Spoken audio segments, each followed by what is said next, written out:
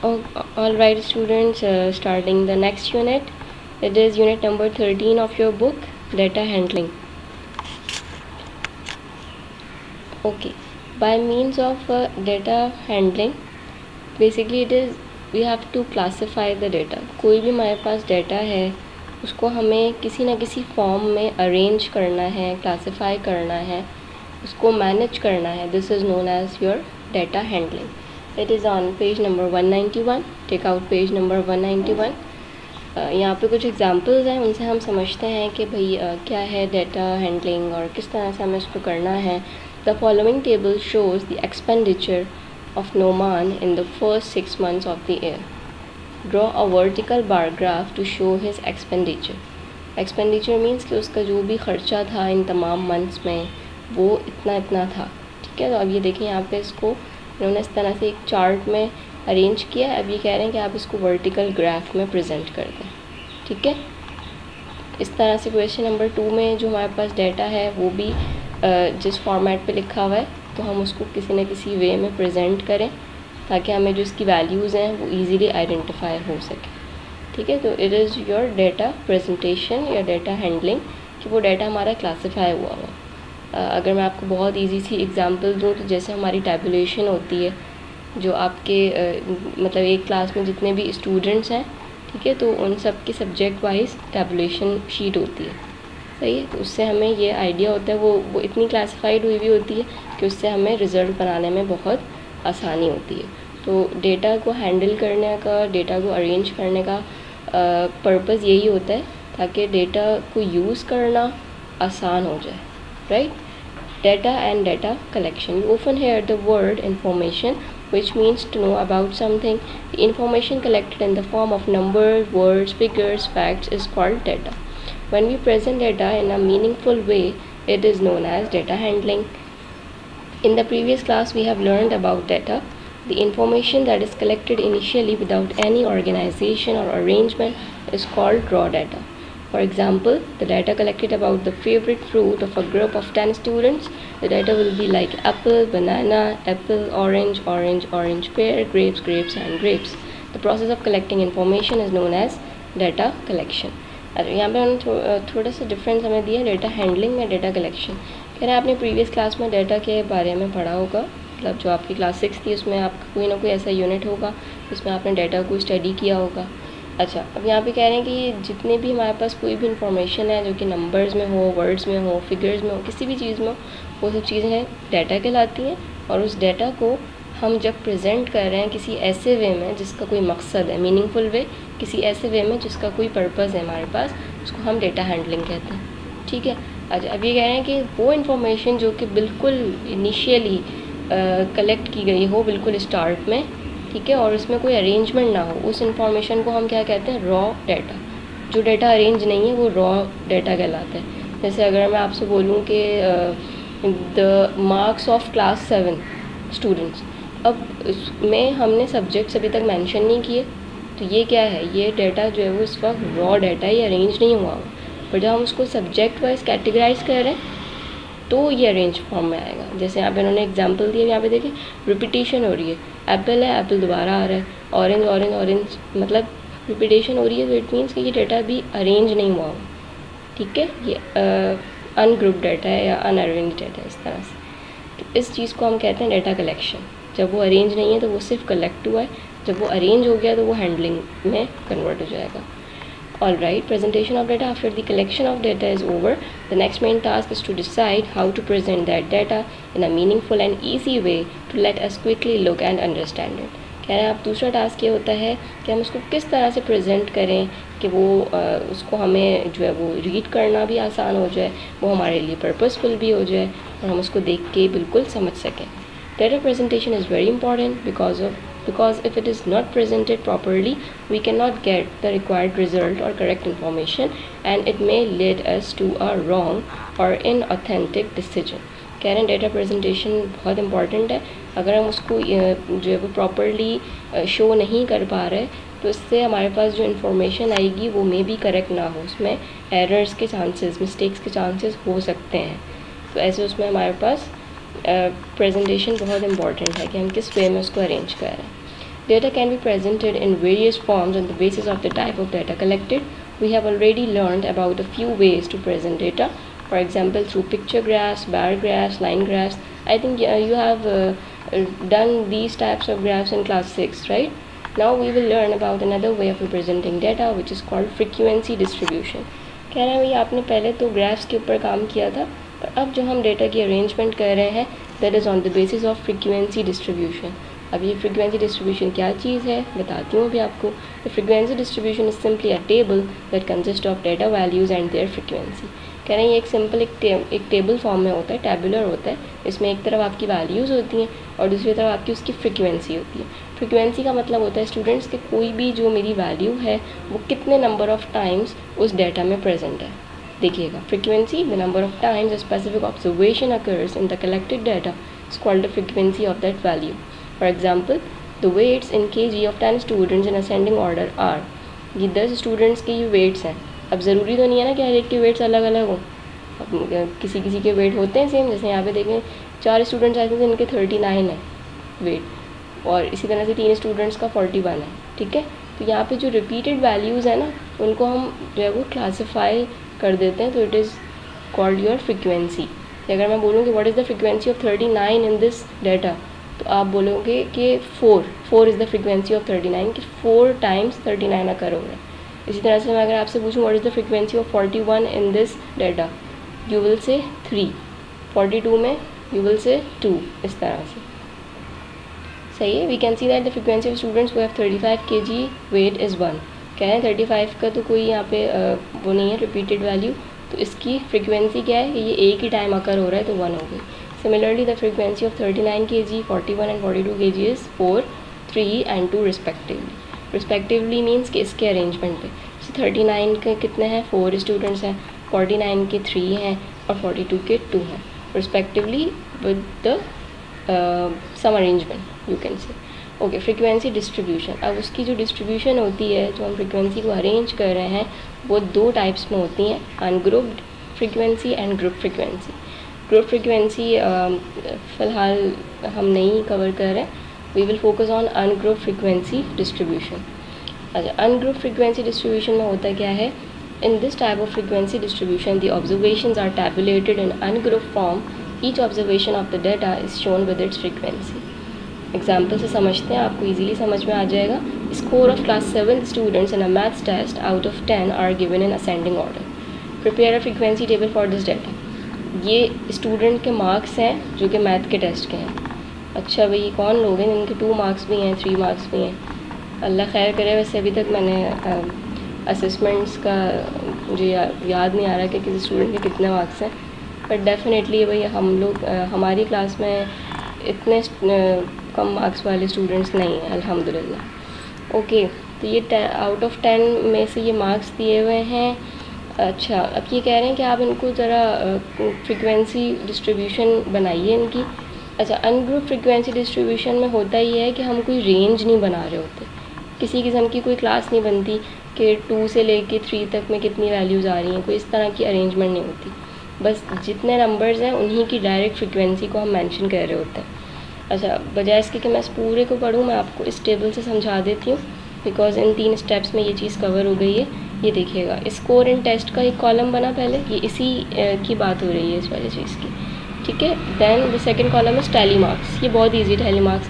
Frequency आ गई. फिर स्कोर इन द टेस्ट क्या थे, 2 भी थे, किसी के 3 थे, 5 एंड 10. तो 2 से लेके 3, 5, 6, 7, 8, 9, 10 तक मैंने रेंज अपने नंबर्स को पुट कर दिया. टैली मार्क्स की मीन्स ये हैं कि जितने नंबर ऑफ टाइम्स वो अकर हो रही है वैल्यू, यानी जो उसकी फ्रीक्वेंसी है, उतनी मैं लाइंस ड्रॉ कर दूँ. ये लाइंस कैसी बनेंगी? थोड़ी सी इटैलिक बनेंगी, बिल्कुल स्ट्रेट नहीं बनेंगी. ठीक है. अच्छा, स्कोर इन टेस्ट कितने स्टूडेंट्स हैं जिनके 2 मार्क्स हैं? 3 स्टूडेंट्स हैं, तो फ्रीक्वेंसी में 3 आ गया और टैली मार्क्स में 3 लाइंस बन गई. इसी तरह से कितने स्टूडेंट्स हैं जिनके टेस्ट में 3 मार्क्स हैं? 2 स्टूडेंट्स. ये देखें 3 कितनी दफ़ा है? 2 दफ़ा. तो इसका मतलब है कि 2 स्टूडेंट्स के हैं, तो 2 टैली मार्क्स बना दिया और फ्रीक्वेंसी में 2 लिख दिया. 5 के भी 2 हैं, 2 लिख दिया. 6 मार्क्स कितने स्टूडेंट्स के हैं? 1, 2, 3, 4, 5. 5 स्टूडेंट्स के 6 मार्क्स हैं, तो टैली मार्क्स को हम 5 के लिए कैसे प्रेजेंट करते हैं कि 4 लाइंस बनाते हैं और 5th लाइन को हम स्ट्राइक करते हैं। ठीक है, 5th लाइन को हम इसके साथ प्लॉट नहीं करते, इसके साथ नहीं बनाते, हम 5th लाइन को स्ट्राइक कर देते हैं। तो ये पूरा एक 5 का कंप्लीट मेरे पास सेट बन जाता है। ठीक है, जहाँ भी 5 आएगा इस तरह से ही करना है आपने, या 5 से बड़ा नंबर आएगा तो भी इस तरह से करना है। देखेगा 6 में मार्क्स कितने थे, 5 स्टूडेंट्स के थे, तो 5 को रिप्रेजेंट इस तरह से करना है टैली मार्क्स में। फ्रीक्वेंसी में 5 लिख दिया। 7 में कितने हैं, 1 2 3 4 5 6 7 8 9, 9 स्टूडेंट्स के 7 मार्क्स हैं। तो 9 को हम टैली मार्क्स में किस तरह से प्रेजेंट करेंगे, देखें 1 2 3 4 और 5 ने स्ट्राइक कर दिया, ये सेट कंप्लीट हो गया। 5 के बाद कितनी लाइंस बच गई, 4 मार्क्स ऐसे ही बना दिए। ठीक है, इस तरह से प्रेजेंट करना है। 9 लिख दिया फ्रीक्वेंसी में। सिमिलरली इन द 8 9 10 सही, जहाँ पे 5 का सेट कंप्लीट हो रहा है वहाँ पे पूरा ये बनेगा स्ट्राइक होके, जहाँ पे उसके आगे भी वैल्यूज़ जा रही हैं तो वो टैली मार्क्स पर सेपरेट बन जाएंगे। ठीक, तो इस तरह से हमने क्या किया कि इस डाटा को हमने एक अरेंजमेंट में हम लेकर आ गए। So this is your data handling in the form of frequency distribution. ठीक है, we didn't draw any graph, ठीक है, we just applied the frequency distribution method. जितने टाइम वो एग्जिस्ट कर रहा है उतनी हम उसके क्वांटिटीज़ साथ साथ लिखते चले जाएँ। सही, okay, this is your register work. आप डेटा हैंडलिंग की डेफिनेशन लिखोगे and then exercise 13.1 page number 195। Question 1 is very easy. The hockey team scored the following number of goals in 20 consecutive matches. Consecutive means कि एक के बाद एक जो match हुए। Represented on a frequency table. कह रहे हैं ये डाटा है जो नंबर ऑफ गोल्स का है, इसको ज़रा फ्रीक्वेंसी टेबल इसका बना दीजिए। तो गोल्स में क्या क्या था ये देखते हैं। 0 भी आ रहा है, 1 2 3 4 तक के गोल्स हैं। अब ये जितने टाइम रिपीट हो रहे हैं उनकी उन वैल्यूज़ लिखते चले जाएँ। 0 कितने टाइम्स आ रहा है, 1 2 3 4 लिख दिया। 1 कितने टाइम्स आ रहा है, 1 2 3 4 5 6 लिख दिया। सिमिलरली ये पूरा फिल हो गया, राइट।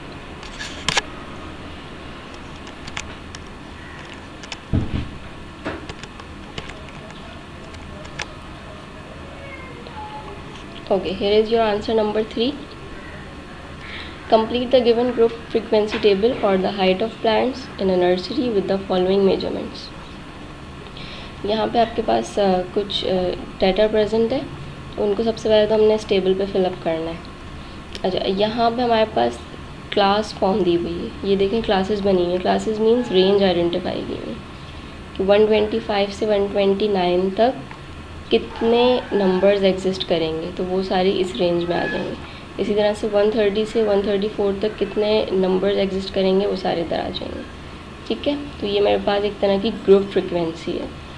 सही, अच्छा ये देखिएगा 125 से 129 में कितने मेरे पास आ रहे हैं नंबर्स। देखिए 130 तो नहीं आएगा ना इसमें, क्योंकि 129 से बड़ा है 130।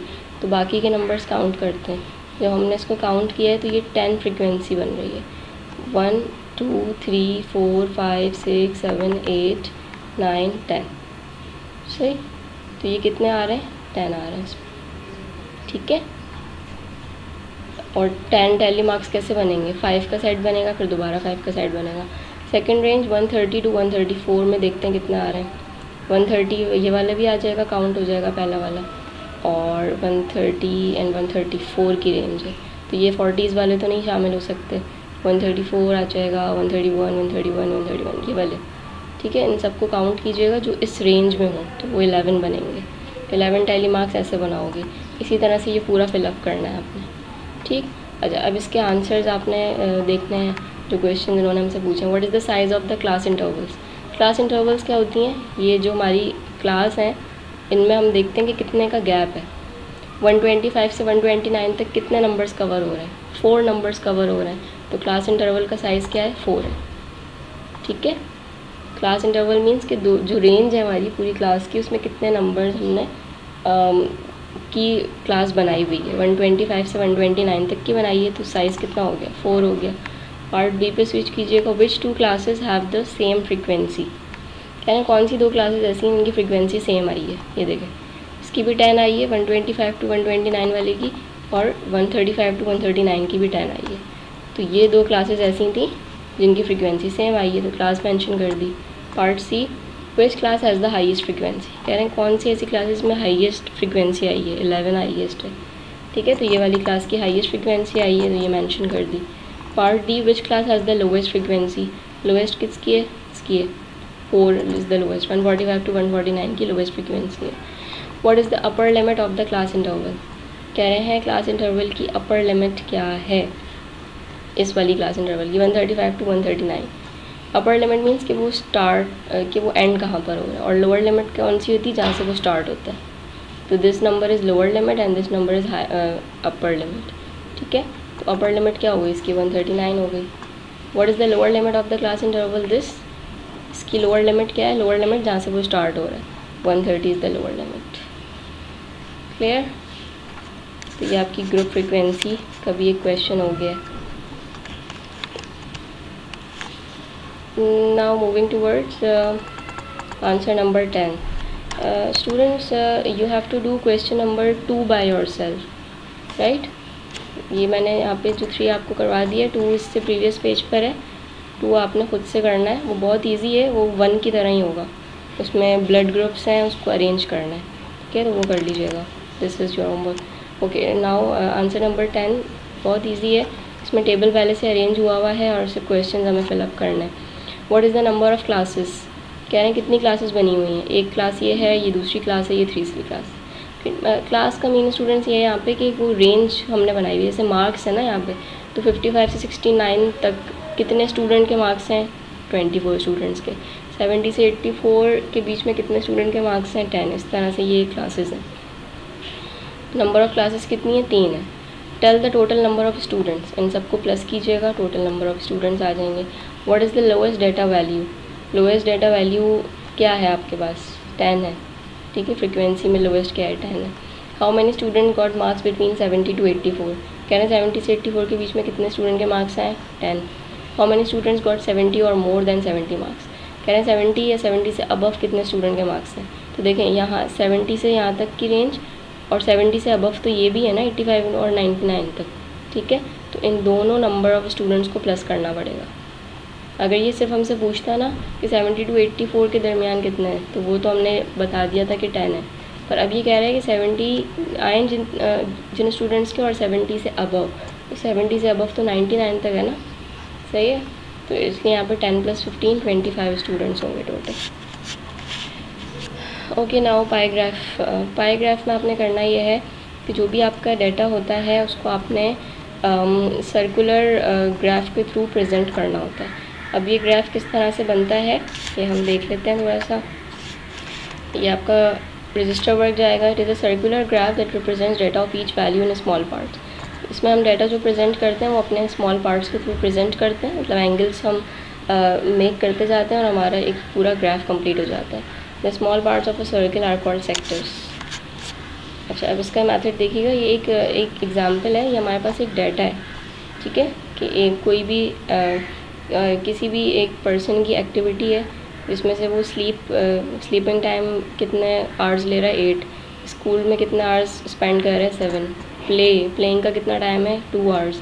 तो इस डाटा को हमने पाई ग्राफ में किस तरह से प्रेजेंट करना है। सबसे पहले तो हम पाई ग्राफ में करते ही हैं कि हम देखते हैं कि टोटल उसकी वैल्यू कितनी बन रही है। जैसे जो भी डाटा है उसका टोटल कितना बन रहा है। जैसे यहाँ पे आवर्स हैं, तो आवर्स को मैंने टोटल किया 24, और इसके इंडिविजुअल आवर्स कितने हैं, इसके 8 हैं, इसके 7 हैं, 2 हैं। तो इंडिविजुअल आवर को टोटल आवर्स से डिवाइड करेंगे 8/24 और मल्टीप्लाई करेंगे हमेशा 360 से। ये बेसिकली हम ये करते हैं कि हमें एंगल फाइंड आउट करना होता है। एंगल क्यों फाइंड आउट कर रहे हैं, बिकॉज एंगल को ही प्लॉट करना है पाई ग्राफ के अंदर। ये डायरेक्ट इन वैल्यूज़ को नहीं करना होता, एंगल को प्लॉट करना होता है, ठीक है।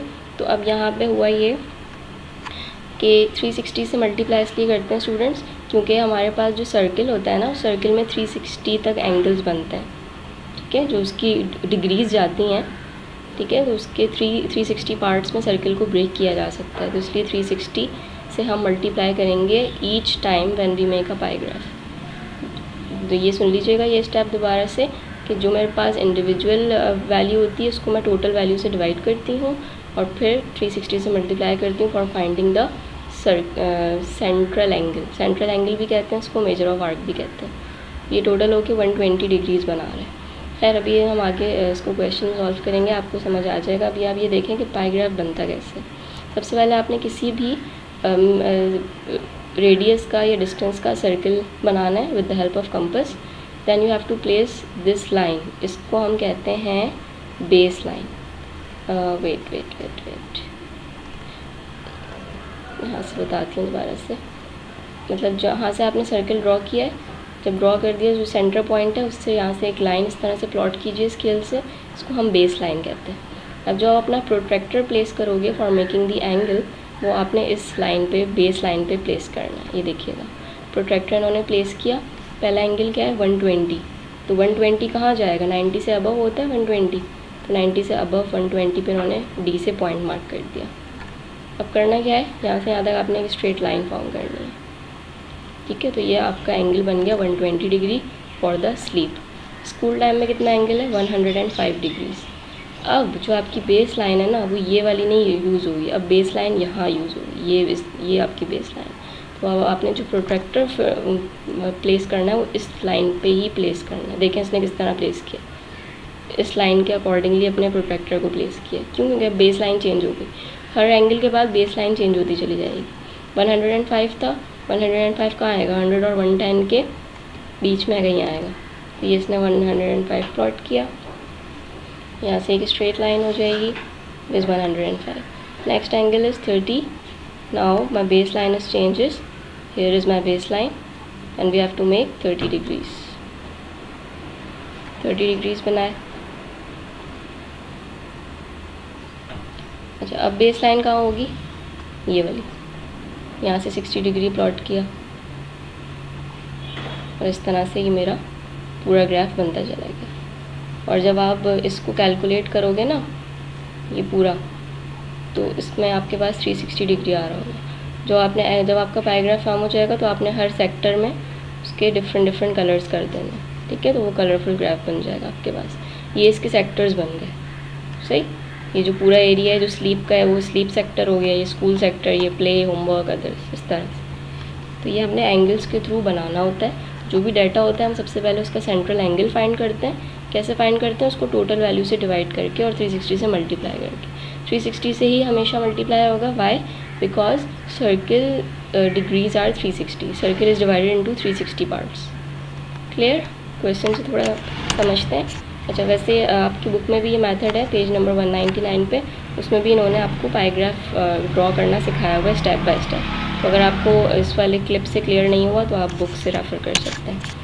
All right, exercise 13.2, here is your question number 1। हमारे पास कुछ डेटा मौजूद है, उसको हमने पाईग्राफ के फॉर्म में अरेंज करना है। सही है, सबसे पहला स्टेप क्या होगा कि मैं सेंट्रल एंगल का फार्मूला बताऊंगी, हर क्वेश्चन के लिए डिफरेंट होगा। ठीक है, डिफरेंट क्या, बस इस लिहाज से होगा कि डेफिनेटली वहाँ पे कहीं पे अमाउंट आएगा, कहीं पे मार्क्स आएंगे, तो इस लिहाज से डिफरेंट होगा। सेंट्रल एंगल कैसे फाइंड करते हैं हम, जो इंडिविजुअल होता है वैल्यू, उस वैल्यू को डिवाइड करते हैं टोटल वैल्यू से। अब टोटल वैल्यू देखें यहाँ पे क्या है, टोटल इनकम इज़ 39,800, ठीक है, तो टोटल अमाउंट यहाँ पे वो काउंट होगा। और मल्टीप्लाई किससे करेंगे, हमेशा 360 डिग्रीज से। ये टेबल आपने खुद से फॉर्म करना होगा, सही। तो यहाँ पे लिखा हुआ है इस तरह से, वो टेबल आपने वर्टिकली बनाना है और उसके साथ एक और कॉलम इंट्रोड्यूस होगा मेजरमेंट ऑफ सेंट्रल एंगल्स का, ये चीज़, ठीक है, मेजरमेंट ऑफ सेंट्रल एंगल्स। अब ये किस तरह से कैलकुलेशन करनी है, आपको कैलकुलेटर अलाउ है, ठीक है, but please use the manual calculator, सही है। अच्छा, ये जो है ये स्टेप ये इसी फार्मूले से लिया है। फार्मूला आपको खुद से बनाना है with respect to your answer, जो भी आपका जिस तरह से भी होगा कंडीशन होगी उस लिहाज से बनेगा। Amount spend divide by total amount. Amount spend मतलब कि फूड पे कितना अमाउंट स्पेंड हुआ है, 3,150, उसको डिवाइड करेंगे टोटल अमाउंट से। टोटल अमाउंट क्या है 39,800, और मल्टीप्लाई किससे होगा 360 से होगा। 360 से होने की वजह बताई हुई है मैंने कि सर्किल जो है वो 360 पार्ट्स में डिवाइड हो सकता है, ठीक है। अच्छा, इसको कैलकुलेट करोगे तो 28.4 समथिंग आएगा। Okay, you need to perform the round off as well, क्योंकि आप बेटा आपके प्रोट्रैक्टर में आप 28.4 प्लॉट कर ही नहीं पाओगे, डेसिमल नंबर नहीं कर पाओगे प्लॉट सही, क्योंकि वो वैसी इतनी कंजस्टेड लाइन्स होती हैं। So make sure that you have to round off the values, round off कर लें उनको। राउंड ऑफ किस तरह से करते हैं, डेसिमल के बाद वाला नंबर अगर 5 से लेस होगा तो इस वाले नंबर में कुछ ऐड नहीं होगा, और अगर 5 से बड़ा होगा तो इस वाले नंबर में +1 हो जाएगा।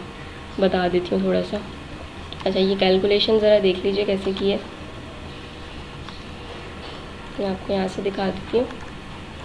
3150 है divide by 3150 and divided by 39800। जो भी आंसर आया उस आंसर को मल्टीप्लाई कर देंगे 360 से। तो ये स्टेपिंग आपने अपने कैलकुलेटर्स में परफॉर्म करनी है, तो आपके पास आंसर आता रहेगा। ये देखें 28.4 आ गया, मैंने यहाँ पे 28.4 ही लिखा हुआ है। ठीक है, इस तरह से कैलकुलेशन करनी है।